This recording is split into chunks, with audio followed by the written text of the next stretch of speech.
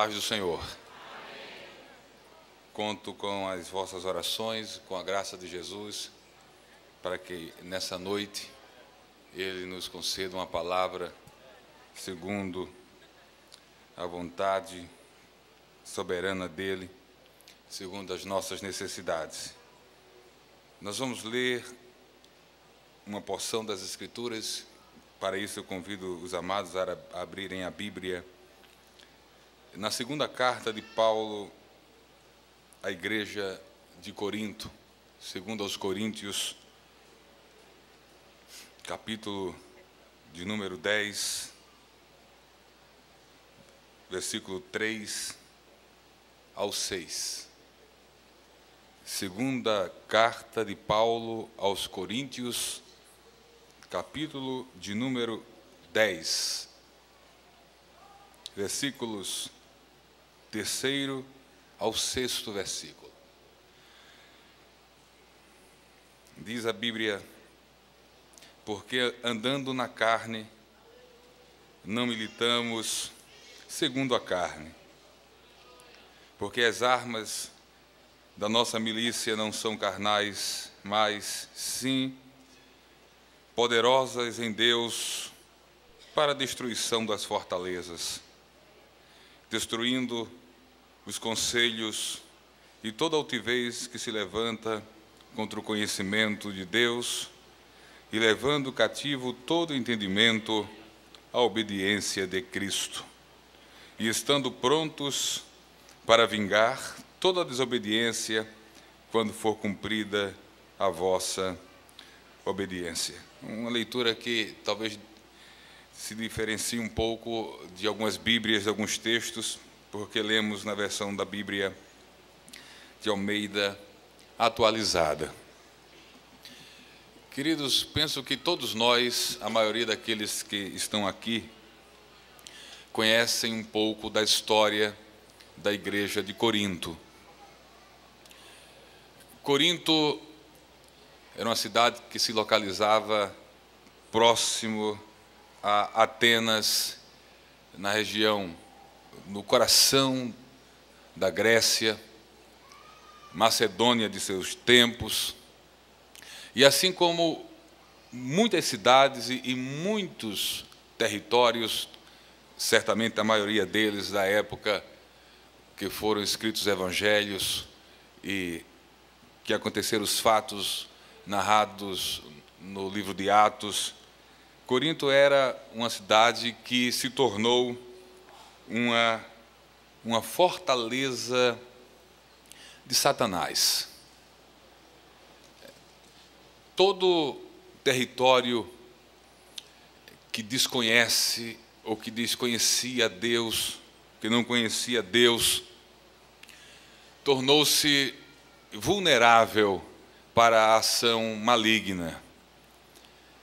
E nesses lugares onde o conhecimento de Deus não existia, e o conhecimento de Deus não existia nesses lugares porque não existia no coração dos homens, não existia no entendimento dos homens.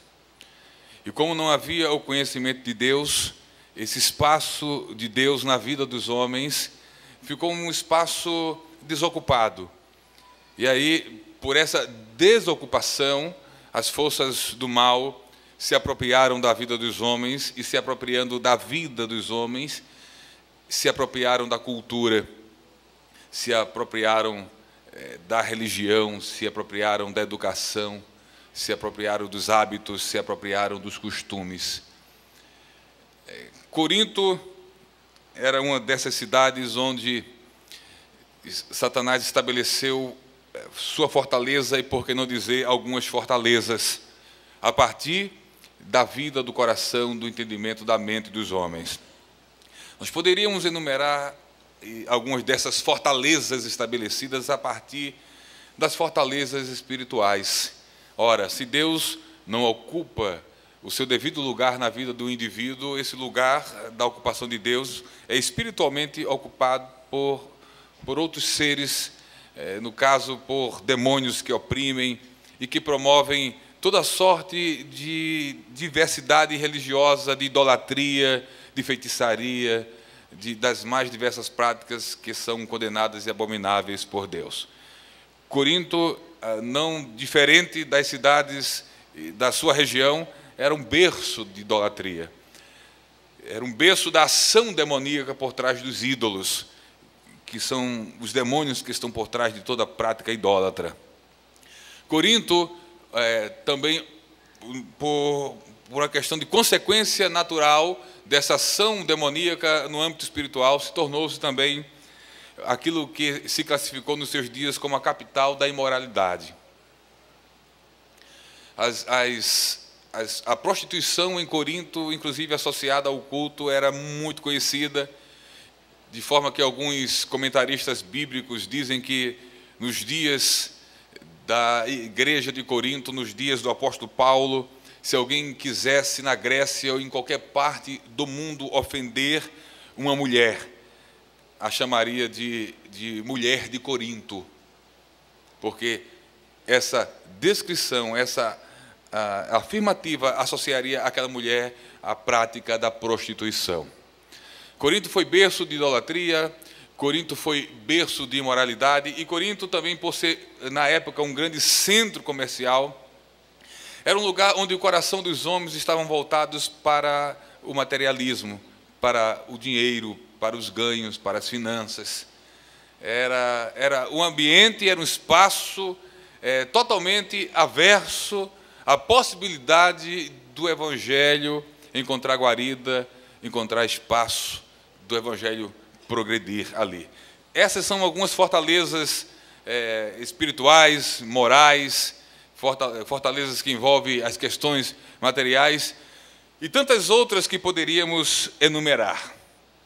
Acontece que Corinto, como todas as cidades do mundo de então, como do mundo de hoje, eram cidades que tinham pessoas nelas que estavam dentro de um propósito, de um plano de Deus de serem alcançadas pelo Evangelho. Entre os capítulos 16 em diante de Atos dos Apóstolos, nós vamos ter informações desse plano maravilhoso de Deus em relação à pregação do Evangelho em Corinto. Inclusive, Lucas nos narra no livro de Atos que Paulo estabeleceu um plano, uma estratégia missionária para alcançar algumas regiões, dentre as quais a Ásia. Mas nos diz a narrativa de Atos que, em meio ao projeto missionário de Paulo, ele teve uma visão, e nessa visão um varão com características culturais macedônicas lhe aparece, clamando e dizendo: passa a Macedônia e ajuda-nos. Paulo entendeu que essa visão era algo que vinha da parte do Espírito, que tinha, de alguma forma, lhe impedido de avançar no seu projeto missionário, de maneira que ele muda a rota, ele muda os planos, ele muda os pensamentos, ele muda os seus objetivos e segue, trilha os planos e os objetivos de Deus. E enquanto eu vos falo isso, eu fico a pensar como é bom começar a lutar quando nós estamos abertos a abrir mão dos nossos próprios planos e projetos pessoais e seguir diretrizes e planos de Deus até então não revelados, mas que certamente é o melhor para a nossa vida.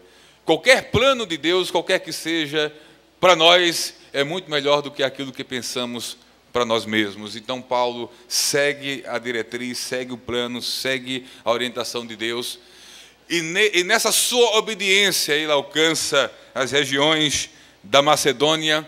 E o capítulo 17, por exemplo, nos narra a pregação de Paulo em Atenas, para depois de Atenas ele seguir para Corinto. E chegando em Corinto, Paulo, ele nos revela, principalmente na sua primeira carta, que mesmo chegando naquela cidade com essas grandes fortalezas estabelecidas, a uma das fortalezas que poderíamos citar, que eu não citei, por exemplo, a fortaleza do intelectualismo. Corinto estava ali, já falei, próximo da Grécia. Então, idolatria, materialismo, imoralidade, intelectualismo é uma combinação muito forte, que aos olhos humanos, repito, parece serem fortalezas intransponíveis. Mas Paulo não cedeu à tentação de levar o evangelho militando com o seu entendimento, com a sua intelectualidade, com o seu conhecimento de Antigo Testamento, das Sagradas Escrituras. Ele diz, escrevendo aos Coríntios, que quando foi ter com ele, não foi confiando em nada, pelo contrário, ele foi em temor e em tremor. E diz mais, ele diz que não foi confiando na sabedoria humana, nem usou de palavras de sabedoria humana. Ele se dispôs a simplesmente pregar a Jesus, e este crucificado. Ele levou o evangelho da maneira mais simples possível, mas o levou no poder do Espírito. E eis aí uma grande combinação: simplicidade na comunicação do evangelho e poder do Espírito na transmissão desse evangelho. E aí, queridos, esse evangelho pregado com simplicidade, no poder do Espírito, foi o suficiente para minar as fortalezas estabelecidas no coração dos homens, para desestabilizar as estruturas dessas fortalezas, de maneira que o evangelho alcançou as vidas. E alcançando as vidas, o evangelho destruiu as fortalezas dos demônios no coração dos homens. O evangelho destituiu do coração do homem a avareza. O evangelho libertou alguns coríntios da imoralidade. O evangelho libertou alguns coríntios da confiança na intelectualidade, de maneira que o evangelho entrou no coração de muitas pessoas em Corinto. E entrando, libertou aquelas pessoas, destruindo as fortalezas que Satanás tinha estabelecido na vida daqueles indivíduos. E destruindo essas fortalezas na vida dos indivíduos, na cidade de Corinto, se estabeleceu um espaço ou espaços de reunião designados de eclesia, designados de igreja. Satanás tinha um controle e tinha fortalezas estabelecidas em todos os pontos de Corinto, mas onde a igreja de Jesus, alcançada pelo evangelho simples e poderoso, se reunia, não havia ali fortalezas de Satanás, havia ali uma edificação nova, a igreja de Jesus estabelecida na simplicidade do evangelho e no poder do Espírito. Igreja que ali agora existia, porque fortalezas foram derrubadas no poder da palavra, que trouxe às pessoas de Corinto o conhecimento de Deus. Somente o conhecimento de Deus destrói as fortalezas do diabo, dos demônios, da religiosidade, da imoralidade, da avareza, do materialismo e de tudo aquilo que ocupa o lugar de Deus no coração dos homens. E Corinto, o impacto do evangelho, o impacto da mensagem do evangelho foi tão grande, foi tão tremendo em Corinto, que Corinto é uma daquelas poucas igrejas onde nós encontramos em sua saudação inicial Paulo afirmar, conforme ele escreve na primeira carta aos Coríntios, capítulo 1, versículo 5, dizendo que porque em tudo fostes enriquecidos nele, em toda palavra e em todo conhecimento, como foi mesmo o testemunho de Cristo confirmado entre vós, de maneira que nenhum dom vos falta, esperando a manifestação de nosso Senhor Jesus Cristo. Corinto foi a igreja em Corinto, os crentes de Corinto, as pessoas que foram alcançadas e impactadas pelo evangelho, receberam da plenitude da palavra e receberam da plenitude do Espírito. Plenitude do conhecimento de Deus, de forma que nenhum dom faltava. É o ideal de Deus para a vida da igreja. Uma igreja plena do conhecimento dele. E uma igreja onde todos os dons do Espírito operam com plena e total liberdade. Mas acontece, queridos, que Satanás não desiste com facilidade de suas perdas.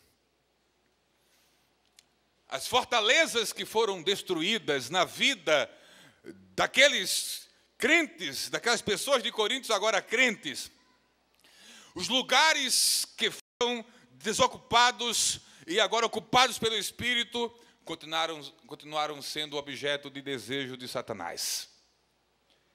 Satanás não desistiu daqueles territórios humanos, como ele não desiste ainda de nós territórios, hoje, templo e morada do Espírito. Anteriormente éramos fortalezas do diabo, com algumas daquelas características marcantes dos crentes de Corinto, anteriormente à conversão, presentes em nossas vidas. Mas aí o Evangelho também nos alcançou, destruiu as fortalezas do diabo na nossa vida e estabeleceu o reino de Deus, fortalezas do Espírito, que hoje nos governam, que hoje sobre as quais estamos estabelecidos. Mas Satanás não desiste facilmente.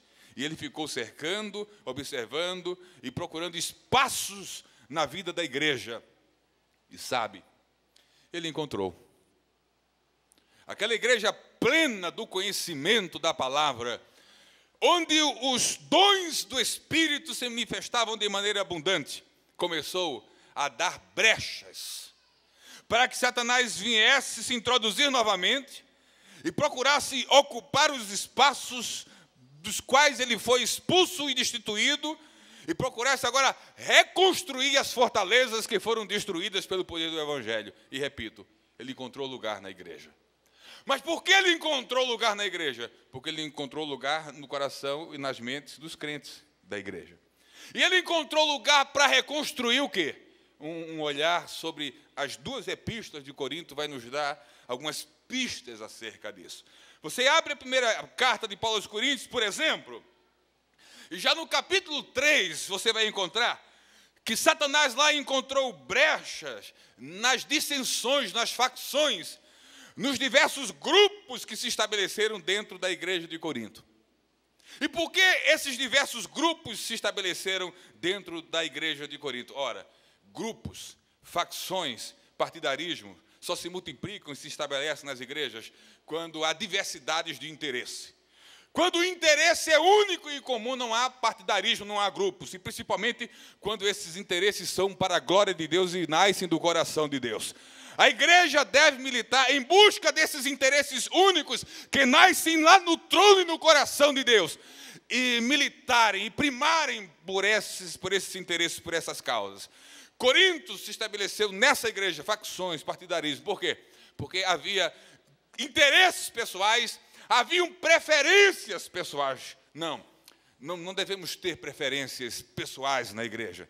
Não somos daquele outro, não somos somente de Jesus, nós somos de Cristo, sim, mas fomos estabelecidos na igreja para a glória de Deus, para respeitarmos, para nos submetermos, para honrarmos aqueles que Deus estabeleceu sobre nós com autoridade, mas não para ficar dizendo eu gosto daquele outro, não. Devemos amar a todos, devemos considerar a todos, porque todos foram estabelecidos de maneira diferente, com dons diferentes, com habilidades diferentes, com vocações diferentes, mas tudo para a glória de Deus e para a edificação da igreja.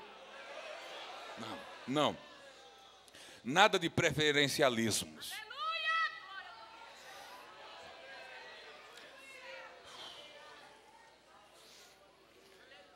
Satanás encontrou uma outra brecha. Várias, vou citar algumas apenas, já para fechar aqui nossa fala. Capítulo 5. A fortaleza da imoralidade começou a ser reconstruída na vida de alguns crentes de Corinto.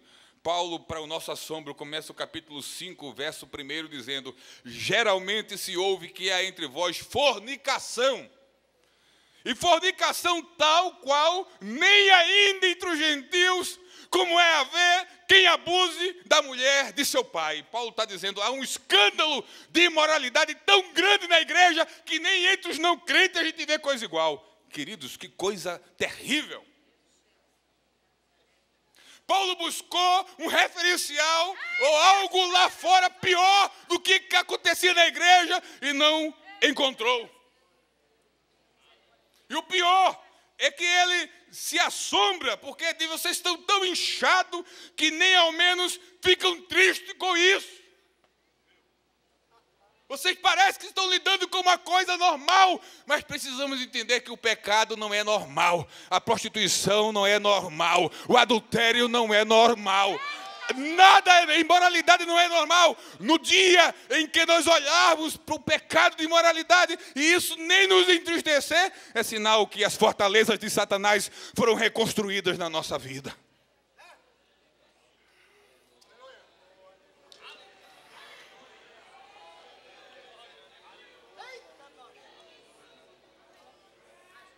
capítulo 6, litígio.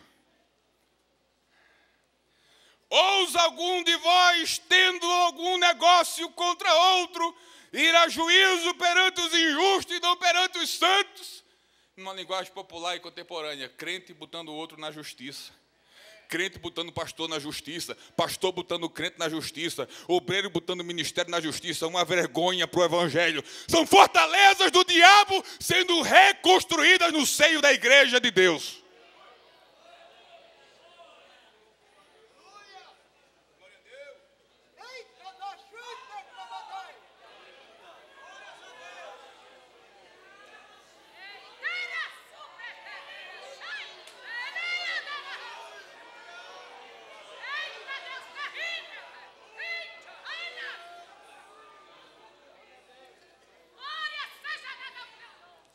E para encurtar esse processo terrível da reconstrução das fortalezas outrora destruídas pelo Evangelho no coração e na vida dos crentes em Corinto, e Paulo resume isso no capítulo 6, verso 9 e 10. Ele diz: vocês não sabem que os injustos não vão de herdar o reino de Deus? Aí ele vai dizer: não erreis. Agora olha a lista das fortalezas reerguidas. Nem os devassos, nem os idólatras, nem os adúlteros, nem os efeminados, com PL 122 ou não, nem sodomita, nem ladrão, nem avarento, nem bêbado, nem maldizente, nem roubador herdarão o reino de Deus, e é o que vocês têm sido. Mas por favor entendam que vocês foram lavados, santificados e justificados em nome do Senhor Jesus e pelo Espírito do nosso Deus.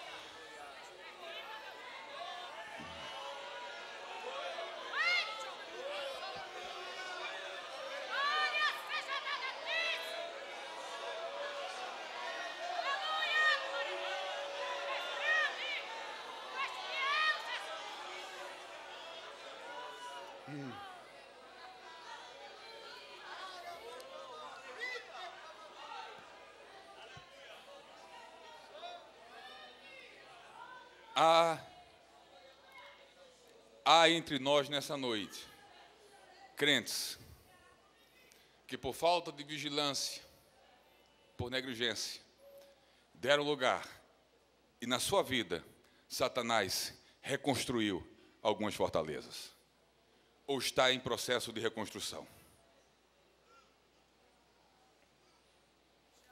E queridos, só há uma maneira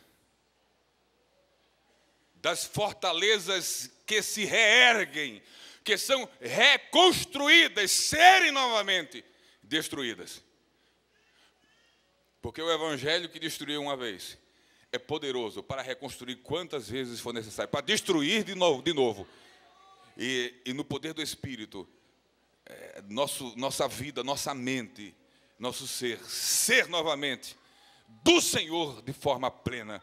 E é nesse contexto que Paulo escreve, dizendo que embora a gente ande na carne, nós não militamos segundo a carne. E aí ele vai de forma simples novamente dizer: as armas da nossa milícia não são carnais.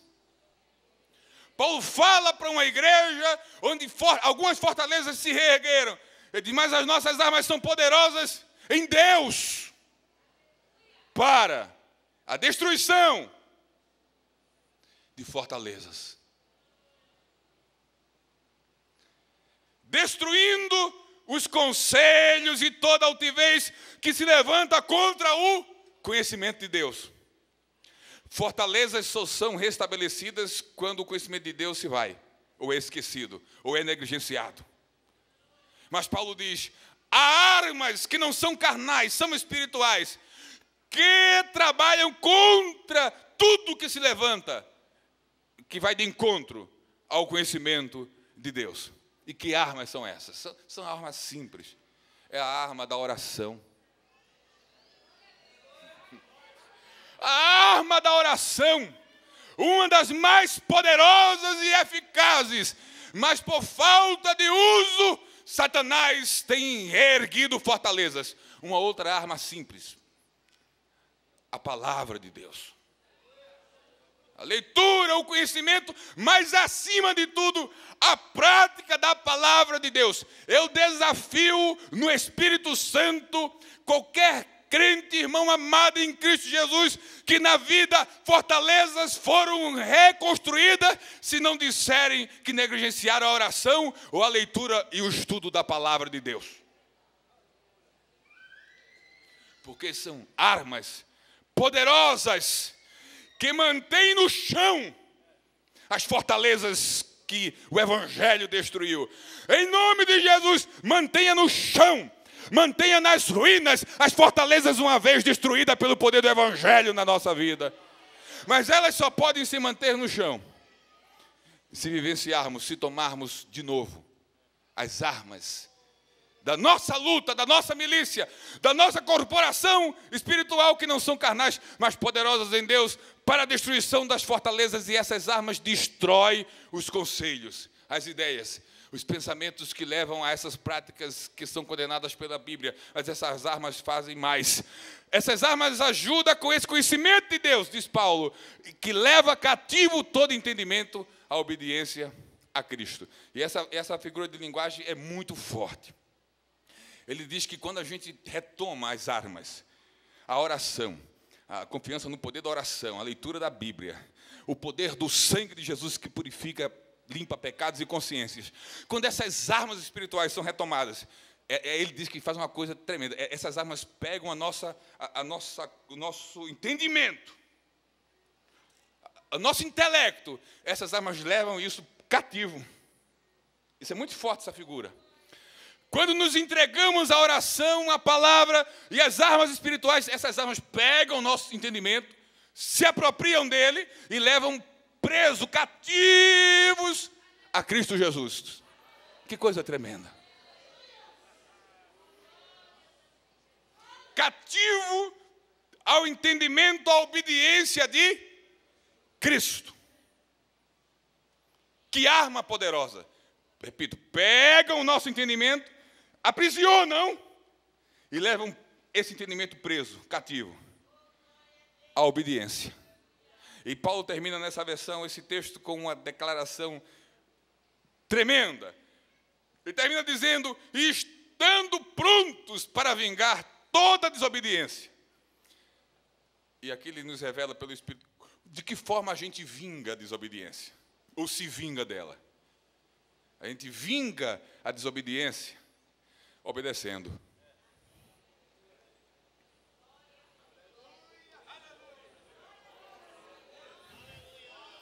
Simples assim. Queridos, há fortalezas reerguidas e outras se reerguendo. Mas em nome de Jesus, pelo Espírito de Deus nessa noite, retomemos as armas. Retomemos e tomemos as armas não carnais, mas poderosas em Deus. É a nossa única chance para destruir qualquer coisa que Satanás esteja tentando reconstruir em nós, ou que na vida de muitos já reconstruiu. Que o Senhor nos ajude e nos abençoe, em nome de Jesus.